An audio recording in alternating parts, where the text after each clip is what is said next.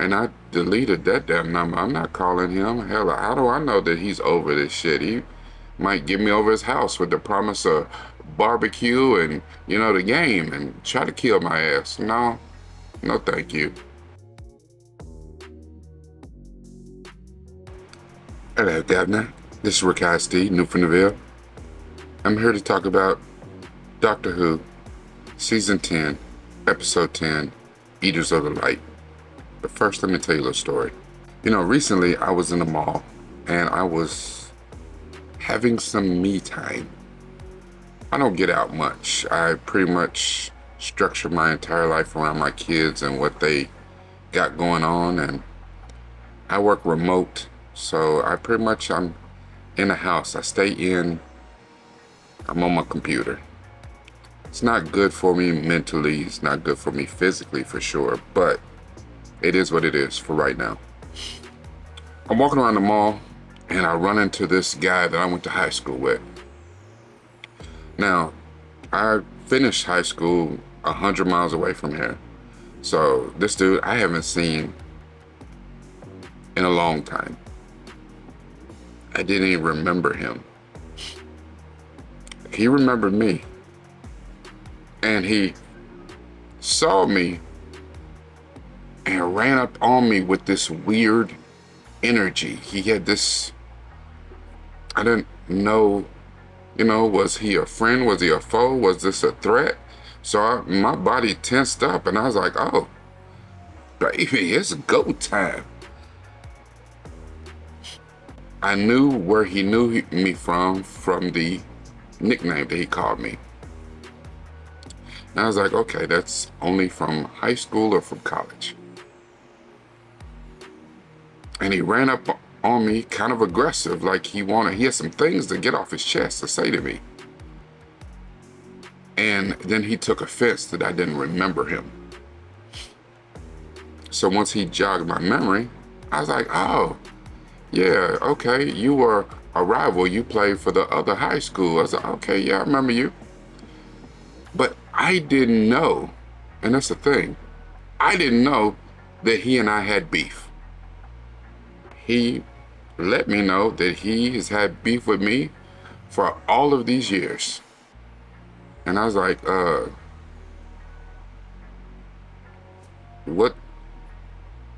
what's it about? And he said that I tried to talk to his girl. Now, most times, that may have been true. May have been. But when he started recounting the situation and told me what his girl's name was, I was like,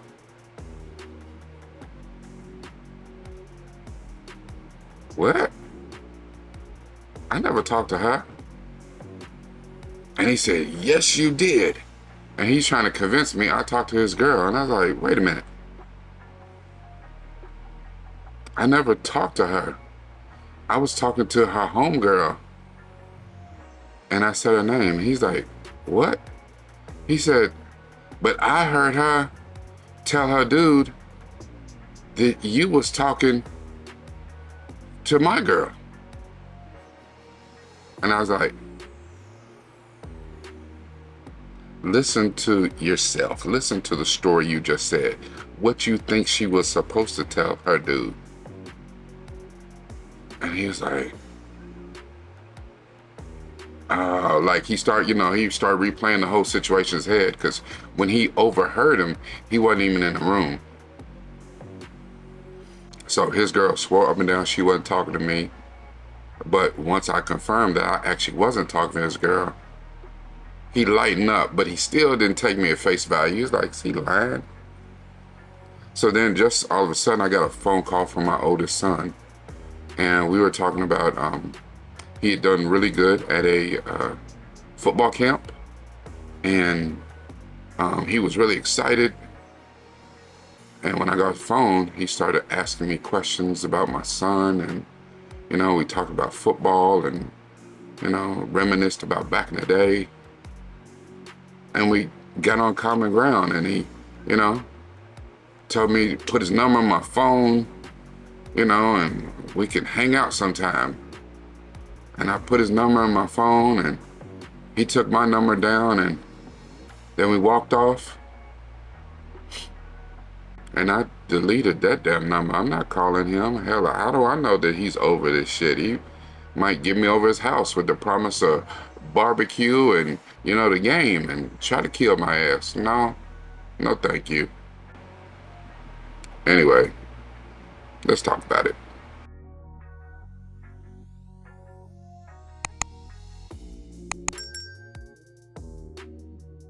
Hello, Governor. This is Rakasti Newfoundland, and we're here to talk about Doctor Who, Season 10, Episode 10, Eaters of the Light.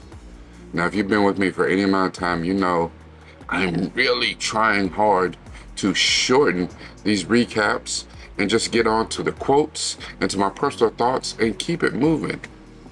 You're gonna have to help me though, because man.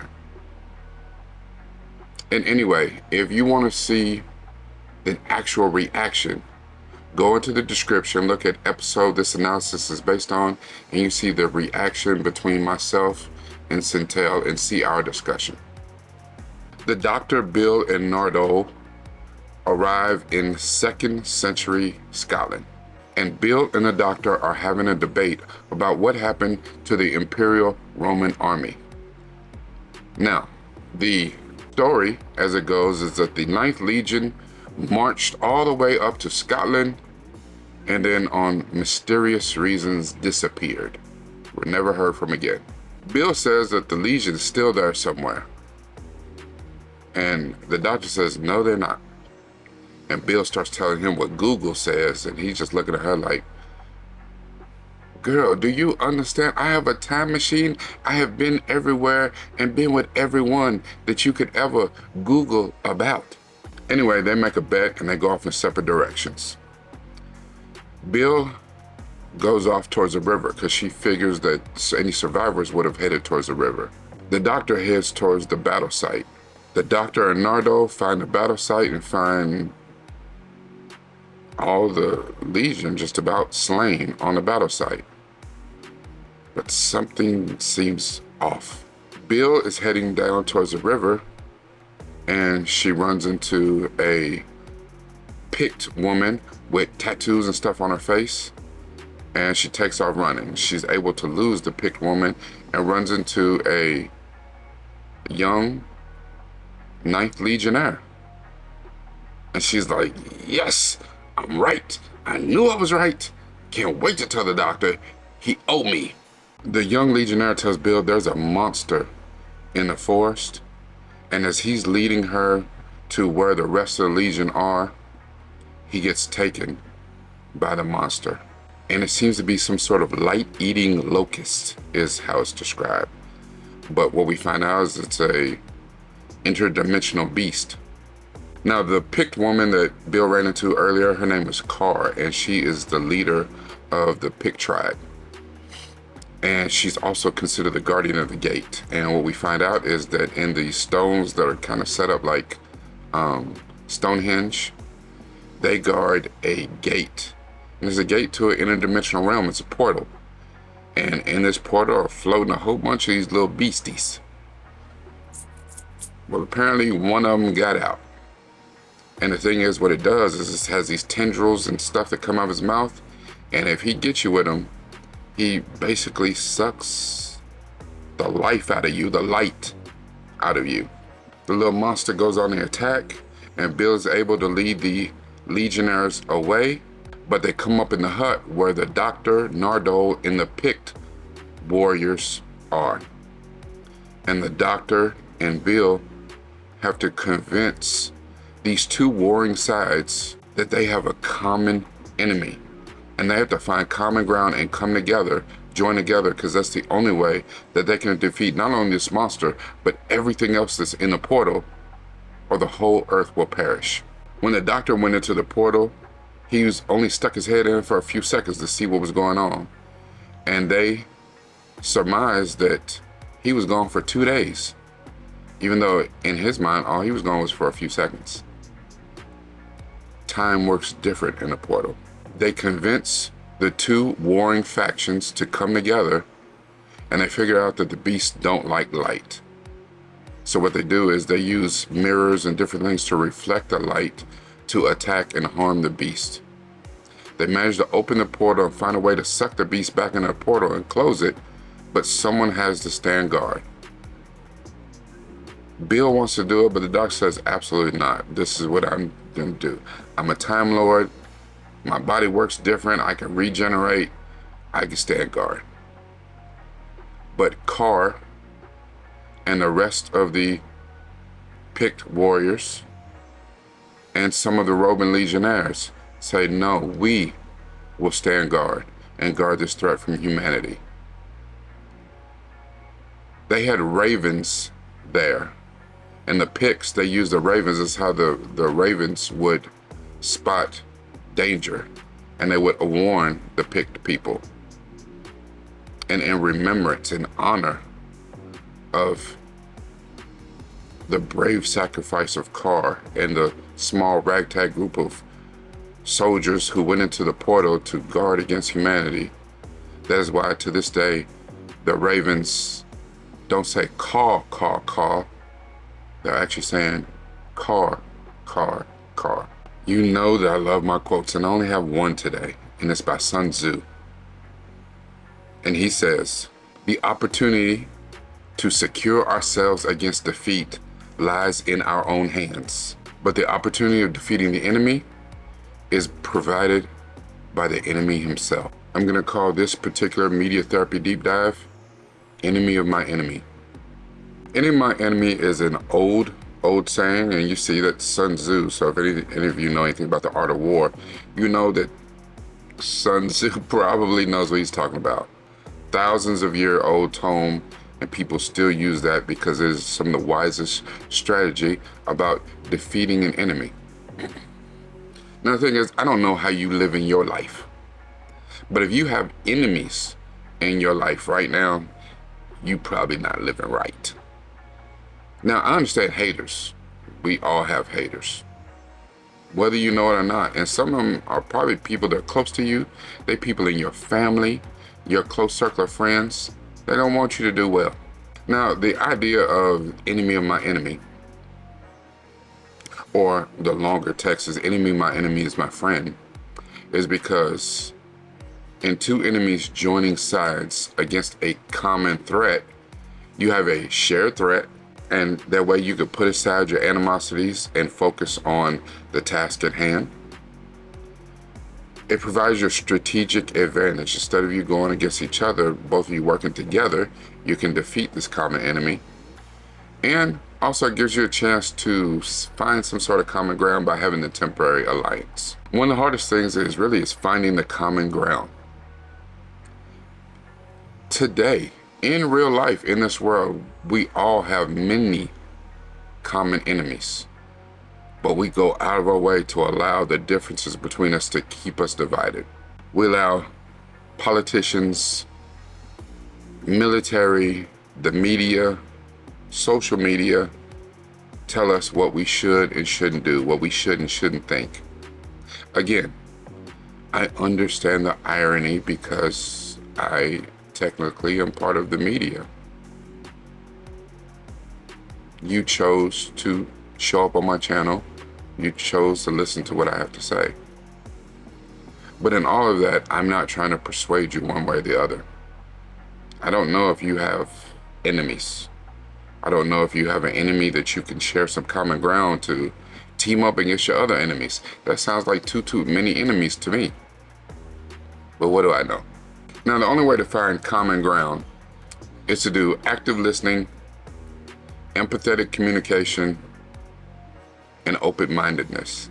Now, depending on how far you are and how mad you are at this enemy of yours that you want to team up with, that may be 3 things that are very hard to do. Probably especially the active listening part. Like, you might be so mad at this person that you're about to team up with, you'd be like, I don't want to hear shit they got to say. Which is why empathetic communication, you have to understand their side. You have to be able to put on their shoes. Really, you could be fighting over things that don't even concern you. Neither side might even remember why you're fighting in the first place. What is the root cause? Not the symptoms. What is the root cause? Be able to see other people's viewpoints, their perspectives, and maybe you can get a better handle on how to defeat this common enemy. The thing is, media tells you all day, every day on why we should stay divided. And the sad thing is, there's so many reasons. But there's so many reasons that we should come together. The thing is, history tells us a different story. I know my community, we always come together, help out, join the fight. And as soon as the fight with the common enemy is over with, they turn on us immediately. Just when you think you found enough common ground, it's like, hey, a modicum amount of respect should be here. I'll go my way, you go your way, it's all great. At the end of the day, teaming up with your enemy is a risky move, but it can pay great dividends. As we saw in the episode, the 9th Legion and the Picts realized that there was something more important that they need to be fighting for instead of fighting each other. You know, it's easy to go with either side. The 9th Legion, they were invading because it's what they do, conquest. The Picts, they were defending their homeland, but there was a bigger threat at hand.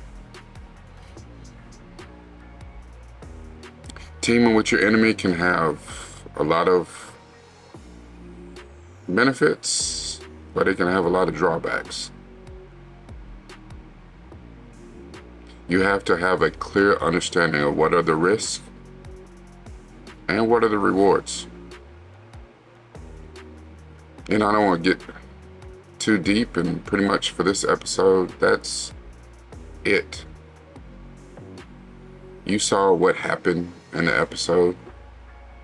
Now, how do you apply that to your life? I'm not sure. Honestly, you probably need to reassess your life and figure out why you have so many damn enemies. Now, are they really enemies, or is that what you deem them to be because they don't agree with you? Because they have some grudge against you for something that's trivial and meaningless? The story I told at the beginning, little buddy had a group. The story I told at the beginning, little buddy had a grudge against me for umpteen years that I was completely unaware of. And the thing is, that's how you can get yourself in dangerous situations. I didn't even know he lived in the city. And if I had an unwillingness to talk, or maybe when he ran up on me and I wasn't paying attention, maybe he snuffed me. Maybe he waited all these years to get back at me, which seems silly to still be mad at that over something, you know, even if I had tried to talk to his girl. You know how many years ago that was? He's married with kids. That was forever ago. A lifetime I barely remember because it's not worth remembering. I did it back in the day. And you try to talk to your girl, you know, your girl chose me. Nah, I'm kidding. One of his girls, actually his girl's homegirl.